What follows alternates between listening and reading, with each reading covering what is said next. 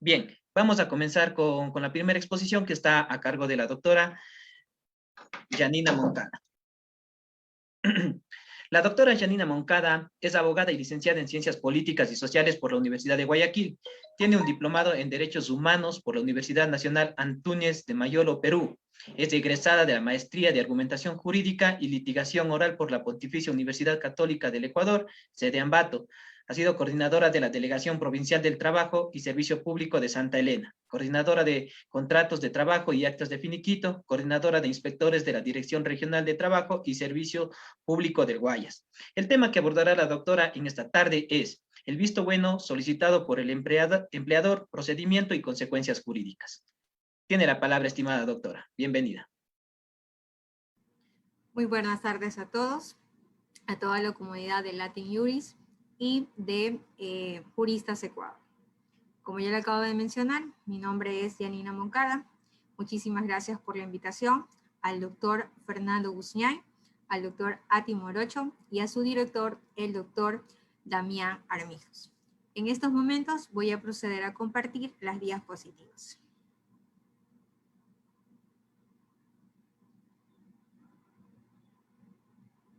¿Me pueden ayudar, por favor, si se visualiza? Sí, les visualizamos, doctora. Ya, muchísimas gracias. Como acabo de indicar, el día de hoy el tema que vamos a referirnos es el visto bueno.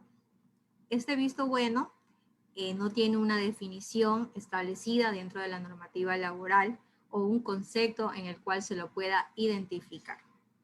Este visto bueno, de acuerdo a lo que dice el artículo 169 del Código de Trabajo, es una forma de terminar una relación laboral, que puede ser presentada por el empleador o puede ser presentada por el trabajador.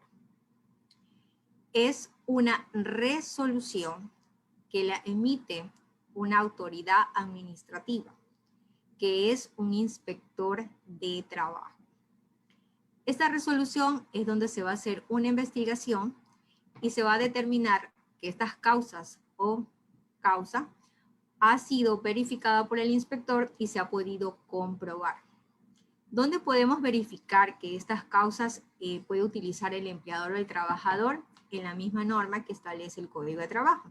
En los artículos 172, donde se diferencia cada una de las causales que puede utilizar el empleador, y en el artículo 173, que es donde también se establece cada una de las causas que el trabajador también puede utilizar para terminar la relación laboral con el empleador.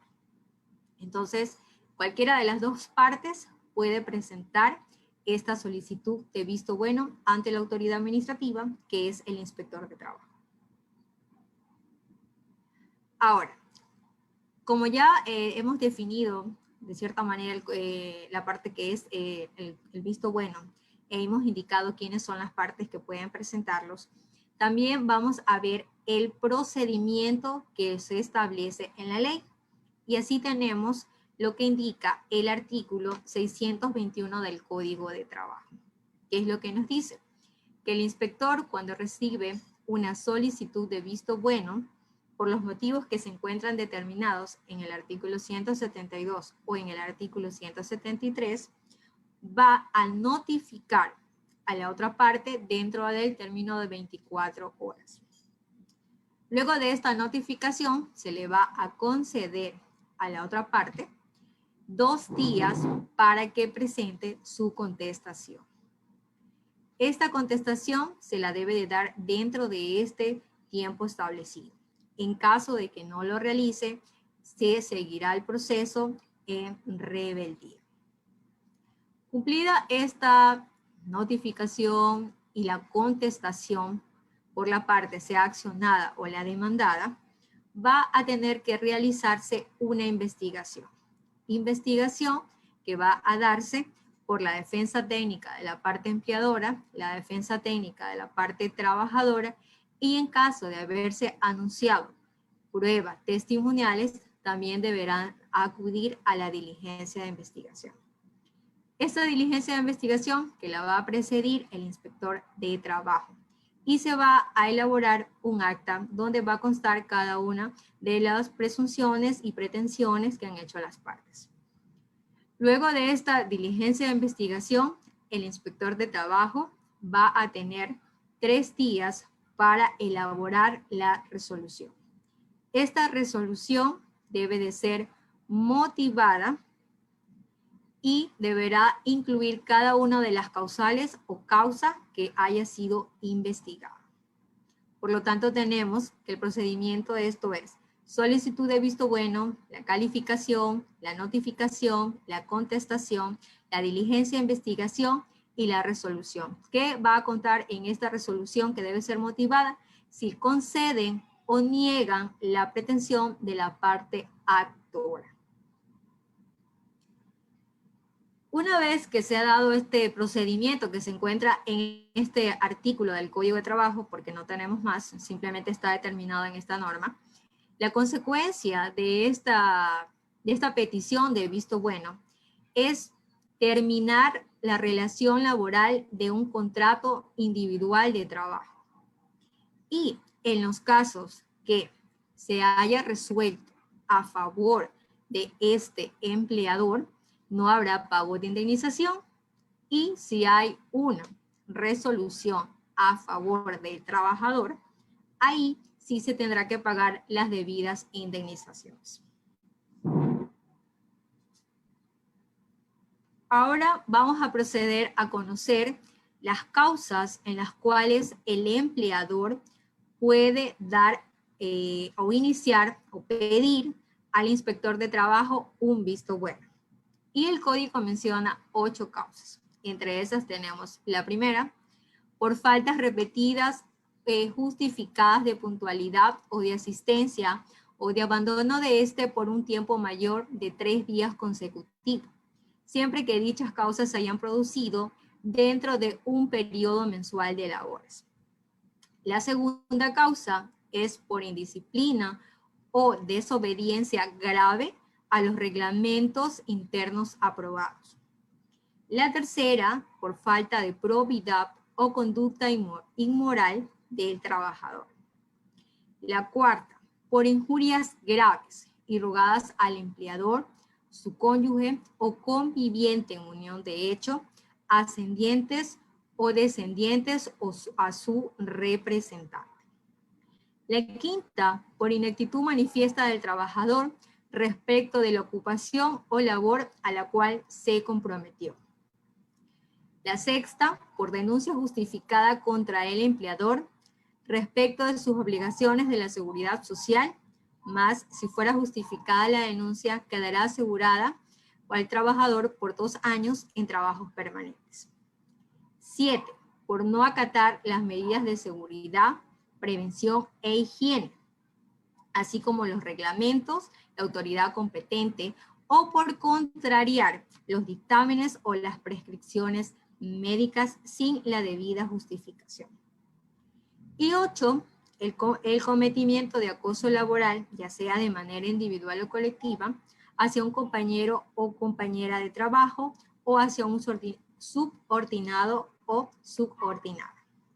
Estas son las 8 causas que actualmente se encuentran en el Código de Trabajo y que pueden ser utilizadas por la parte empleadora para terminar la relación laboral. Ahora, siguiendo con esto, en la causal 1 escuchamos que nos habla de por falta repetida e injustificada de puntualidad, que sería la primera. La segunda, la falta de asistencia al trabajo. Y la tercera, por abandono. Por cualquiera de estas 3 circunstancias que se presente, se puede solicitar la terminación de relación laboral por esta causal. ¿Cuál es la particularidad que se debe de dar entre estas? Es que debe ser un tiempo mayor de 3 días consecutivos, obviamente que no hayan sido justificadas y que se haya producido dentro de un periodo mensual de labores. Entonces, si mi trabajador no ha faltado o ha llegado tarde el 5, el 6, 7 y 8 de abril, por un ejemplo, yo como empleador puedo hacer la solicitud de visto bueno. Y para eso voy a tener un tiempo, es decir, que se haya producido dentro del periodo mensual de labor, como le acabo de indicar, y que tampoco se pase de este periodo, porque si yo tengo desde el 4, 5, 6 y 7 de abril, tengo hasta el 4, hasta el 7 de mayo para poder presentar esta solicitud por esta causal y que no me sea alegada la prescripción por la parte trabajadora. Por eso es muy importante que se considere el tiempo al momento que usted vaya a hacer la presentación de esta solicitud para que la otra parte no le vaya a alegar la prescripción y con eso ya no se puede hacer la investigación y le van a negar esta petición de visto bueno aun cuando haya existido la falta de impuntualidad o la asistencia o la falta de asistencia. Sin embargo, en el abandono no.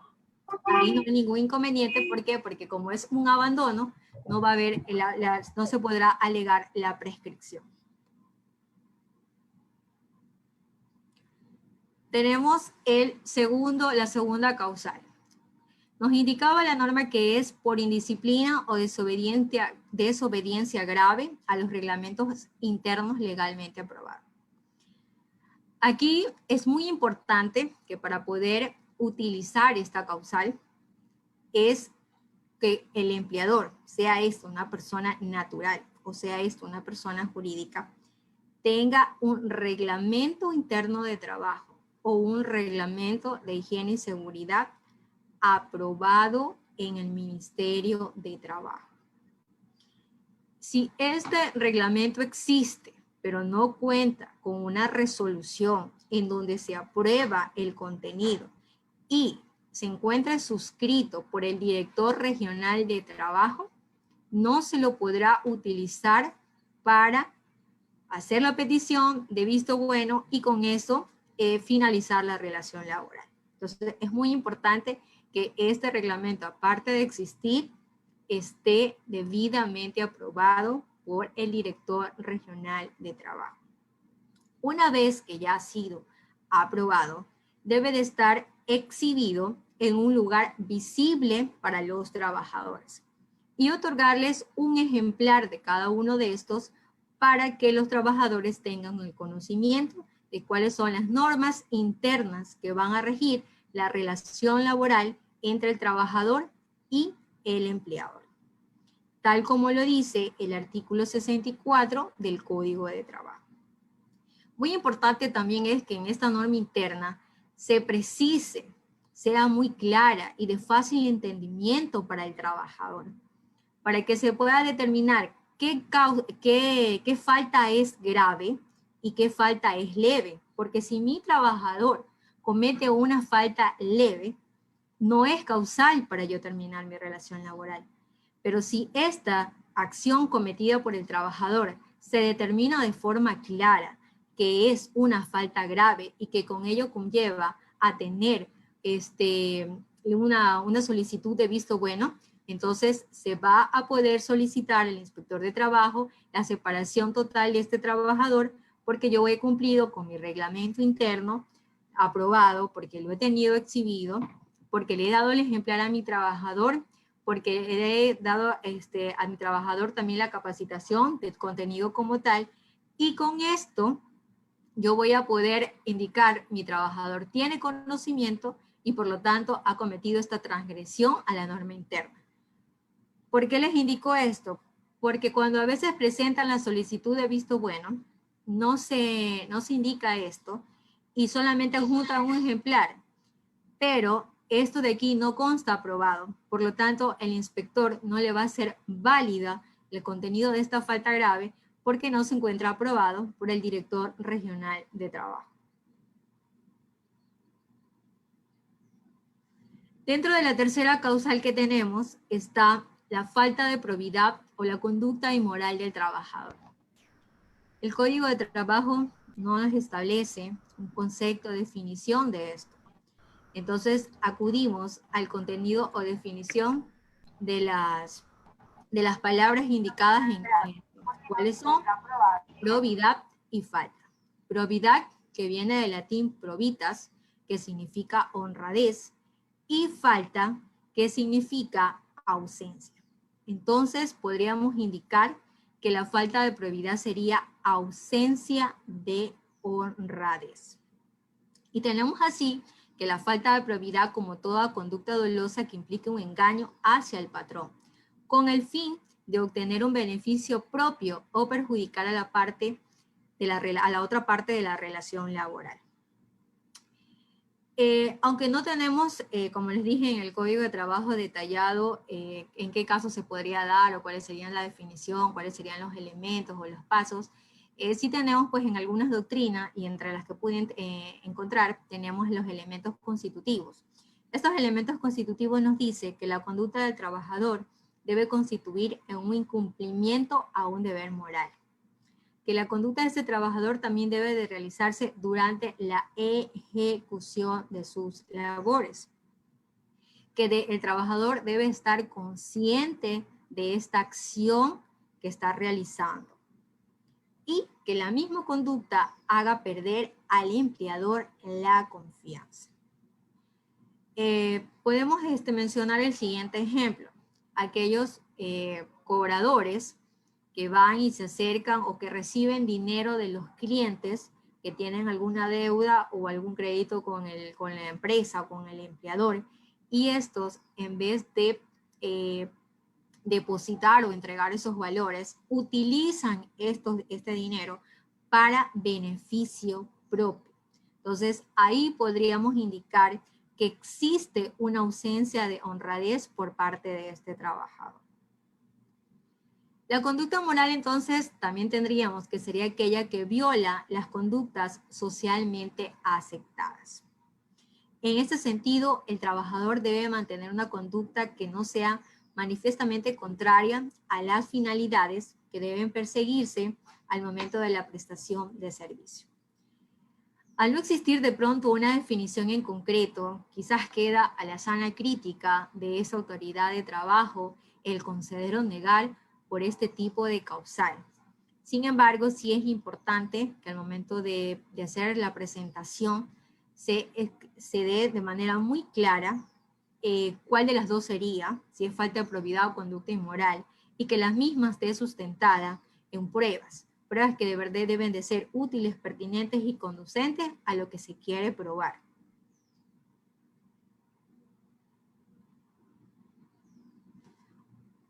Con la siguiente causal que podemos terminar la relación laboral es la que dice por injurias graves y rogadas al empleador, a su cónyuge o a su conviviente en unión de hecho, ascendientes o descendientes o a su representante. Obviamente aquí el sujeto activo o el sujeto que va a dar o emitir alguna injuria va a ser el trabajador. Algunas corrientes tienen que esta injuria grave debe de estar dada en el ámbito penal para que luego pase al ámbito laboral. Sin embargo, tenemos una jurisprudencia de la Corte Suprema de Justicia de aquel entonces, donde en su momento indicó que no es necesario que esta injuria se lo dé dentro del ámbito penal, sino que también se lo puede considerar dentro del ámbito laboral. Y así tenemos entonces que la injuria laboral, que es considerada como una falta, como un maltrato, como una ofensa, no solamente de manera verbal, sino también de manera física, que vaya obviamente en contra, como lo que dice la normativa, contra el empleador, contra su cónyuge, contra la conviviente en unión de hecho, sus ascendientes, sus descendientes o su representante.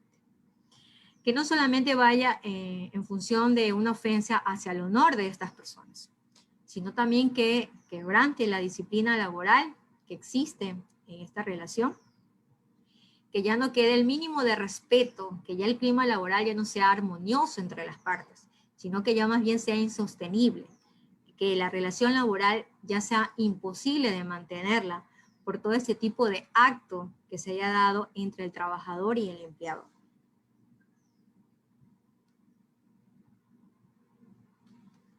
Y la siguiente causal que también puede utilizar el empleador es la inactitud manifiesta del trabajador respecto de la ocupación o labor para la cual se comprometió. Es muy importante que para la utilización de esta causal, el empleador tenga un contrato de trabajo celebrado por escrito. Aunque la normativa nos dice que podemos tener un contrato verbal, en el contrato escrito se va a determinar la función y el cargo que va a realizar este trabajador. Entonces va a quedar de manera definida qué es lo que va a realizar. Y como ya sabemos que va a ejecutar, entonces tiene de cierta manera esa intensidad, ese esmero, ese cuidado en realizar sus labores. Y ya va a tener determinado qué es lo que va a realizar, por lo tanto va a utilizar su destreza, su competencia y su habilidad. Pero si no lo tiene escrito en un contrato de trabajo, obviamente no va a poder utilizar esta causal porque no vamos a saber qué era lo que realizaba y qué es lo que ahora no quiere realizar. Entonces es muy importante que aquí siempre se tenga un contrato de trabajo por escrito.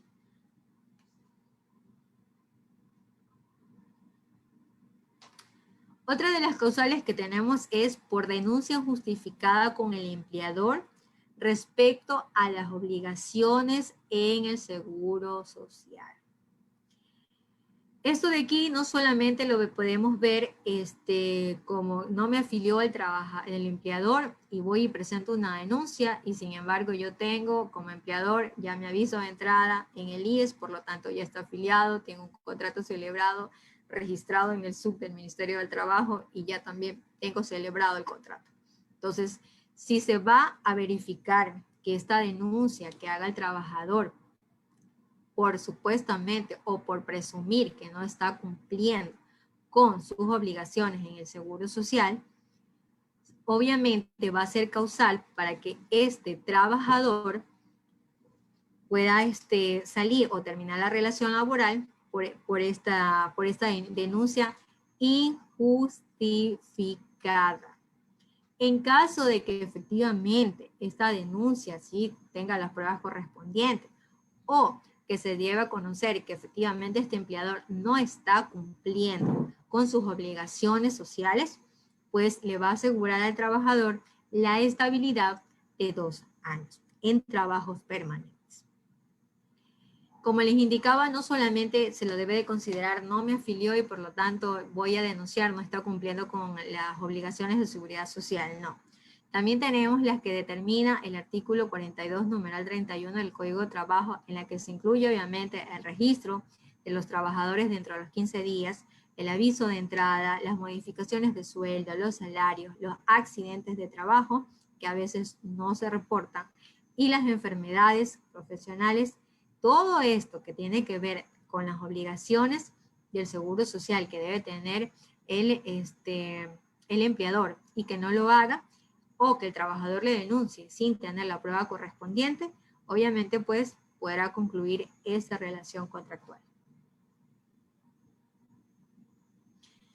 Otra de las causales es por no acatar las medidas de seguridad, prevención e higiene exigidas por la ley, por sus reglamentos, por la autoridad competente o por contrariar sin debida justificación las prescripciones y dictámenes médicos.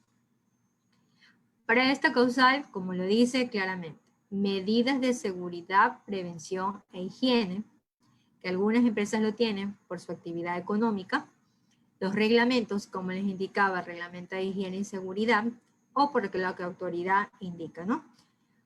¿Esto por qué? Porque aquí la prioridad del empleador es darle al trabajador un lugar seguro para ejecutar sus labores. Aquellos donde no vaya a peligrar la vida de cada uno de los trabajadores, en la que exista también algún tipo de capacitación en prevenciones y adicional a esto, pues contar de pronto con un departamento de seguridad y salud dentro de la institución. En caso de que obviamente este trabajador omita cumplir el reglamento interno de seguridad y salud, que no asista de pronto a las charlas que dan con relación a este reglamento o a los proyectos o programas que tenga de manera interna la empresa, o que incumpla de pronto si tiene una prescripción médica indicándole tienes reposo médico de X días a X días y de pronto el trabajador no lo hace, quiere acudir a trabajar o está haciendo algunas otras actividades que no corresponden, también se lo puede, obviamente, terminar la relación laboral siempre y cuando el empleador facilite a la autoridad de trabajo las pruebas respectivas de todo este incumplimiento. Y aquí tenemos una nueva causal, bueno, no tan nueva, pero sí que se ha dado con relación al acoso laboral. Esta causal nos dice que por el cometimiento de acoso laboral, ya sea individual o coordinada con otros individuos, hacia un compañero o compañera de trabajo, hacia el empleador o empleadora, o hacia un subordinado o subordinado de la empresa, es decir, si el empleador tiene conocimiento de que alguno de sus colaboradores está siendo acosado, puede presentar una solicitud de visto bueno para terminar la relación laboral. ¿A qué podemos considerar acoso laboral? Al comportamiento atentatorio a la dignidad humana, ejercido de forma reiterada, cometida en su lugar de trabajo, y que no solamente afecte de cierta manera la parte psicológica y física, porque también puede darse ese tipo de circunstancias. Y aparte la situación laboral que tenga, ¿no? Aquí hay una particularidad que debemos diferenciar. Les mencionaba anteriormente que el artículo 621 definía, obviamente, el procedimiento que deben de realizarse al momento de presentar una solicitud de visto bueno. Pero aquí nos indica claramente la norma lo siguiente. Previa a la petición de visto bueno, procederá la apertura de una conciliación que precedirá a la autoridad laboral competente, en la que serán oídas, además del interesado, los representantes de los trabajadores y el empleador o quien la representa. Es decir, que antes que se vaya a realizar el procedimiento respectivo,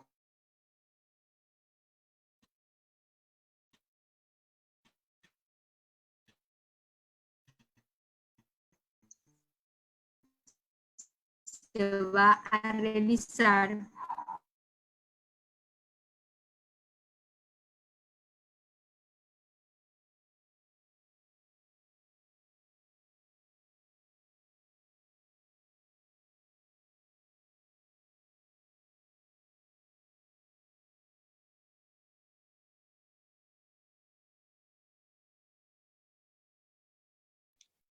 Doctora, tiene su micrófono silenciado. ¿Ahí me escucha? Sí, Hola. ahora sí. Allá, disculpen, bueno, problemas de la conexión. Les indicaba a ustedes que los vistos buenos pueden solicitarse con suspensión laboral o sin suspensión laboral. ¿En qué se diferencia? Que yo puedo consignar el valor de mi remuneración para que durante el lapso de tiempo, es decir, de un mes que tiene el inspector de trabajo para sustanciar y resolver este trámite administrativo, el trabajador no acuda a las instalaciones de trabajo. Y con eso, obviamente, tenemos 30 días para poderlo resolver, no nos podemos pasar de ese tiempo. Si no es necesario, se puede nomás pedir el visto bueno sin la suspensión de labores. Cabe recalcar aquí que el pago de las indemnizaciones o pago de la liquidación del acta de finiquito se daría de la siguiente manera. Si yo, empleador, solicito un visto bueno por un trabajador y el inspector me dice, resuelvo conceder la petición presentada por X empresa o por X persona por haberse comprobado que el trabajador X está en curso en la causal tal del artículo 172, obviamente aquí el trabajador no va a recibir ninguna indemnización ni ninguna bonificación. Solamente recibirá valores proporcionales, es decir, 13º, 14º, y en caso de no haber gozado vacaciones, pues se le tendrá que hacer el pago correspondiente. A diferencia de que si yo, trabajador, presento visto bueno al empleador Un ejemplo, por no haberme pagado a tiempo mi remuneración y yo no presento las pruebas y el inspector concede a este trabajador, ahí sí voy a tener que pagar todas las indemnizaciones correspondientes. En ese caso. Ya. Con esto de aquí, pues bueno, creo haberles entregado un poquito de lo que conozco de los vistos buenos. Y si damos pasos a las preguntas para no pasarnos del tiempo establecido. Bien, muchísimas gracias, doctora Janina. Los cursantes que nos acompañan acá en la sala de Zoom, si desean hacer una pregunta, para que por favor levanten la mano. Hasta mientras continuamos con las preguntas de redes sociales. Estimada doctora Luis Alfonso Bonilla, con pregunta. En caso de solicitar el visto bueno por ineptitud del trabajador, ¿cómo probaría dicha ineptitud si el trabajador superó el periodo de prueba de 90 días? Gracias.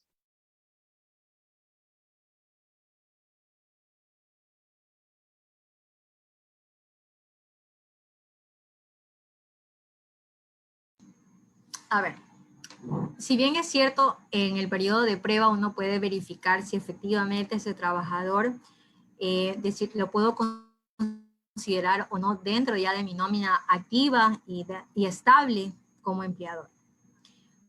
Pero si yo, le voy a poner un ejemplo, yo tengo un trabajador X que tiene que cumplir metas. En este caso, si hay una directriz en la cual yo le notifico y le digo, en este mes tenemos que hacer 100 productos o en este mes debemos de llegar a un X valor. Entonces, si este trabajador que ya tiene conocimiento, que ha sido notificado por la parte empleadora, y existe obviamente que se ha realizado alguna acta donde diga, este mes la unidad de recaudación va a tener que hacer $1 millón, en los cuales está distribuido entre 10 personas y 10 personas van a hacer X cantidad. Con eso podríamos indicar que si no llega a esta meta ¿cómo lo podría indicar? A este propósito que tiene el empleador. ¿Por qué? Porque yo he visto que la actitud de este trabajador ya no utiliza la misma destreza, ya no utiliza ese mismo esmero con el que indicaba antes. Entonces, se puede determinar esas ciertas circunstancias, como les indicaba, todo por escrito. Entonces, yo puedo indicarle a este trabajador, me cumples esto, no lo cumpliste en el tiempo determinado porque tu jefe inmediato pudo ver o tú no me diste las opciones. Entonces, con este tipo de circunstancias, yo podría decirle al inspector de trabajo, si bien es cierto, mi trabajador ya tiene 10 años, ha realizado las funciones de vendedor, siempre ha cumplido la meta, siempre ha hecho todo lo que yo le he solicitado. Sin embargo, este trabajador no me está trabajando al 100%. ¿Cómo lo puedo justificar? Como le indico, primero, indicándole mi orden. Segundo, teniendo un informe por parte del jefe inmediato, donde se indica que no está pues, utilizando el 100% de su rendimiento para cumplirlo. Y con esto yo voy y le presento la prueba al inspector de trabajo para que se pueda conocer que no está cumpliendo y que por lo tanto hay una incapacidad de destrezas o de habilidades de este trabajador que no permite cumplir lo que yo estoy indicando. No sé si con eso le pude responder a la persona. Bien, muchísimas gracias, doctora. Tenemos una pregunta. Marco Antonio Misquiri Gavilanes nos dice, ¿qué sanción se le impone a los inspectores que demoran un trámite más de un mes en resolver? Ya, ahí sí tendría usted que presentar directamente, primero, una queja al ministro de Trabajo, para que este a su vez vaya al director de talento humano y procedan a hacer la investigación correspondiente. Aquí solamente aclaro lo siguiente. Si mi visto bueno es con consignación de valores, es decir, yo deposité un valor de una remuneración, el código de manera taxativa dice, tiene 30 días para resolver. Pero si no es con suspensión, o sea, no deposité ese valor de remuneración, lastimosamente no hay una normativa que le diga al inspector que tenga que hacerlo dentro de los 30 días. Sin embargo, por cuestiones de resultados, o de las actividades de cumplimiento y de metas que también tienen los inspectores de trabajo, se lo hace dentro de los 30 días. Pero ya le indico, la ley no le dice si en suspensión tiene que hacerlo dentro de los 30 días. Y de ahí la sanción que podría ser, obviamente, después de la investigación que se realice por parte de talento humano, pues es iniciar el sumario administrativo a este servidor público, que con eso que va a contrallevar la destitución o alguna suspensión o alguna amonestación, sea verbal o pecuniaria, dependiendo de lo que en el momento el sustanciador, que es la persona indicada de llevar el sumario administrativo, lo determine. Bien, muchísimas gracias, doctora Janina. Tenemos más preguntas,